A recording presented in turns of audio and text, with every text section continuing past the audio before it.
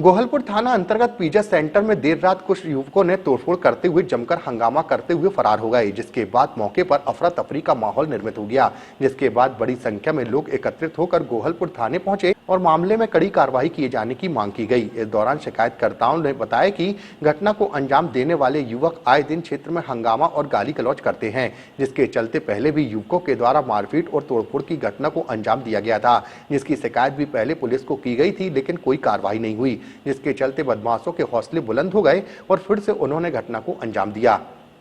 यानी 20-25 लोग आए और पिज्जा सेंटर है घर के बाहर ही, तो आके इतनी गंदी उन लोगों ने तोड़-फोड़ किए हैं जिसकी हद नहीं। मैं खिड़की से खुद चिल्ला रही कि भैया मत करो मत करो, अगर ये हमारे पति दौड़ के अंदर नहीं आते तो आज तो वो उनको मार ही डालने थे। पूरे उनकी वही साजिश थी कि वो मारने ही आए थे। भैया ऐसा ये गलत काम है। आज यानी तुम गाली गलौज कर रहे हैं, घर की महिलाओं तक को आके गाली गलौज कर रहे हैं। हमारा आप पता करो मोहल्ले में किसी से कोई झगड़ा लेन देन कुछ नहीं है। हम लोग खुद ही बहुत सभ्य लोग हैं, हमारे बहुत छोटे छोटे बच्चे हैं। आज उनने बहुत गलत हरकत की है। आप जाके देखो हमारे घर में इतनी गंदी तोड़फोड़ की है उन लोगों ने। अरे आज क्या हुआ, हम घर के बाहर खड़े थे, पिज्जा सेंटर है हमारा। कितने बजे? अभी 10 बजे की घटना है। अभी बीच में एक किशोरी लाल रजक करके है, यहीं रहता है 2 नंबर बस्ती में। अभी बीच में क्या आया था हमारे घर में, उठपटांग गाली गलौज करके गया। हम समझा रहे थे, नहीं समझ में आया।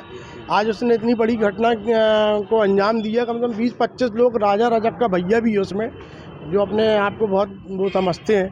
बहुत गलत बात है। घर की महिलाएं हमारे डर गईं, ऐसी तोड़-फोड़ करी। हमारे साथ में ओला गाड़ी रही, कालूराम पटेल है, उनको भी रात डंडे से मारा और पूरी ओला गाड़ी तोड़ दी और हमारा पूरा पिज्जा सेंटर तोड़ डाला। मतलब पुलिस प्रशासन का मतलब कोई डर दहशत नहीं। आज से करीबन 15-20 दिन 25 दिन पहले आए थे, यहाँ के एसआई साहब बैठे रहे। हमने उनको बोला, उनने लारी, हमने टीआई साहब को फ़ोन लगाया कि भैया यहाँ पे ऐसी हरकतें कर रहा है। दिलेरी से आके कोई के घर पे आप अगर गाली गलौज करके जाओगे तो ये अच्छी बात नहीं है। गाली गलौज कर रहा है, उठपटांग गाली बक के गया और हम लोग बचा भी रहे थे, उसके बाद भी वो उठपटांग गाली गलौज करते ही रहा। अपन ने उसको समझाया, नहीं समझ में आया, हाँ आके एक लिखित शिकायत दी अपन ने। अगर प्रशासन उसके ऊपर कार्रवाई उसी दिन कर देता। एक तो असामाजिक तत्व उस समय भी थाने के बाहर, यहाँ के कैमरे में भी चेक कराना। मैं सिंगल अकेला आया था रिपोर्ट करने, उसके साथ कम से कम 25-30 लड़के थे घमापुर और यहीं बरा के झाड़ के रजक समाज के थे और आज़ाद समाज के भी लोग थे। हमने एक लिखित शिकायत एसआई को भी दिए थे।